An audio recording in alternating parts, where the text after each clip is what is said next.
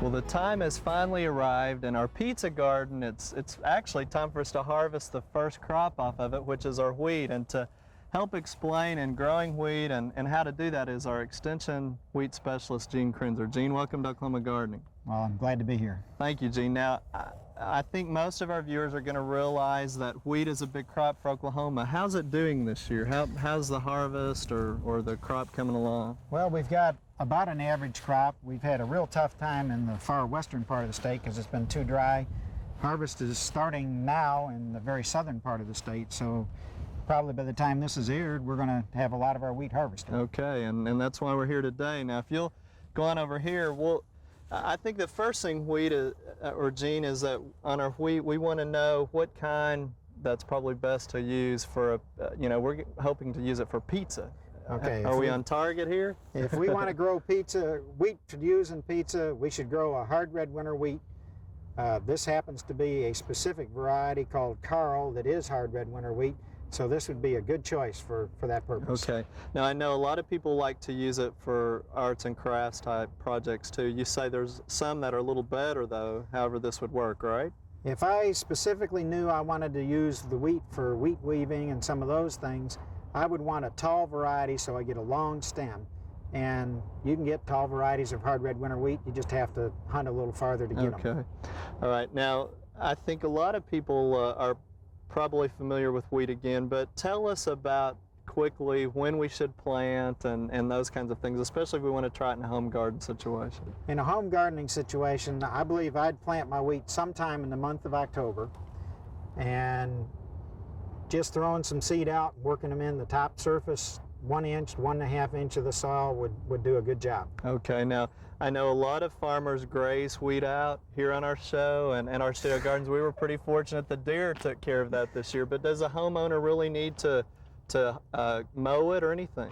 There's no need to do that. If you plant in October, the amount of growth we get isn't going to be any problem. As a matter of fact, we'd like to have a good cover of wheat by the time the winter weather comes. Okay. And just leave it, and then the only thing I'd do after that is top dress with some nitrogen in January or February. Okay, and you suggested too that if someone wants to do it organically, they can...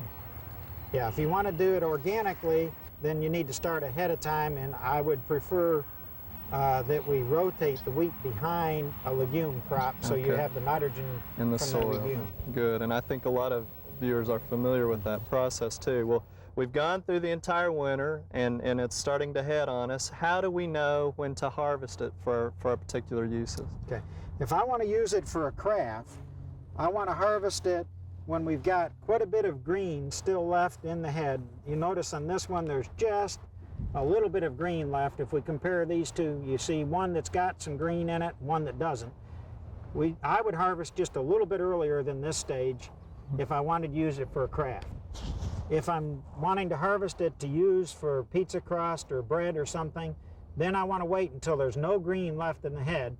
And most of these heads in this block are just about the earliest we'd want to harvest them for bread or crust.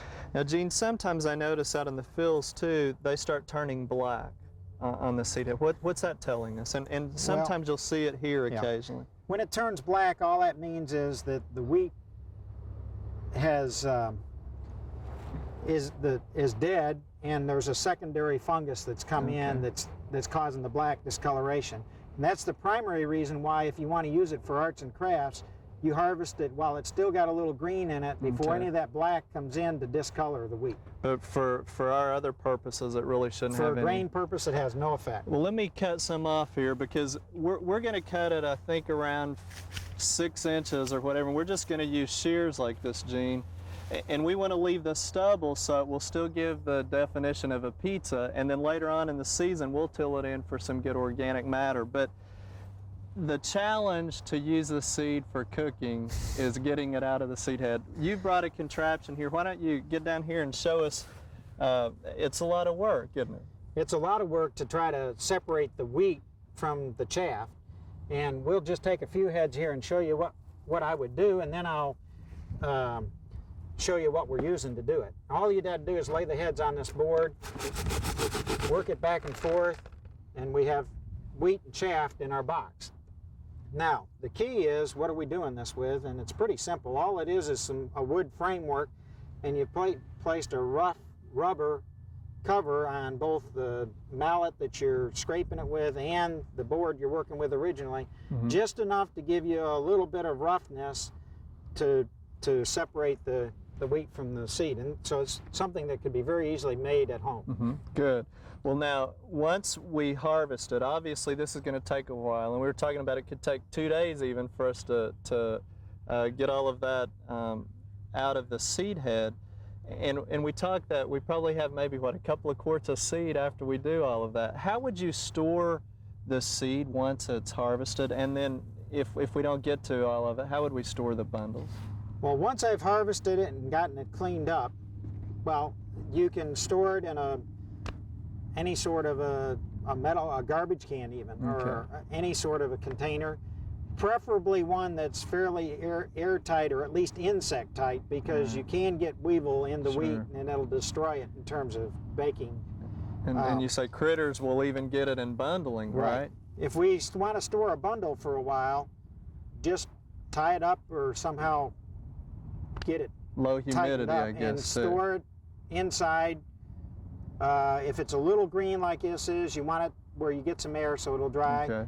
And you want to preferably get it thrashed before it starts turning cool in the fall, because the rats will love to come in and nest in those. Well, Gene, we appreciate you sharing some ideas with us.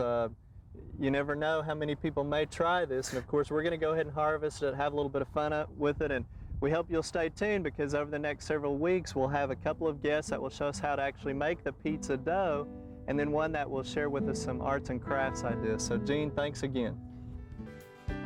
We hope you've enjoyed this classic from the Oklahoma Gardening Vault. Remember, even though these tips and techniques are timeless, there's always something new to learn in the world of gardening. By subscribing to both Oklahoma Gardening and OK Gardening Classics, you'll have access to a wealth of gardening knowledge, both classic and contemporary.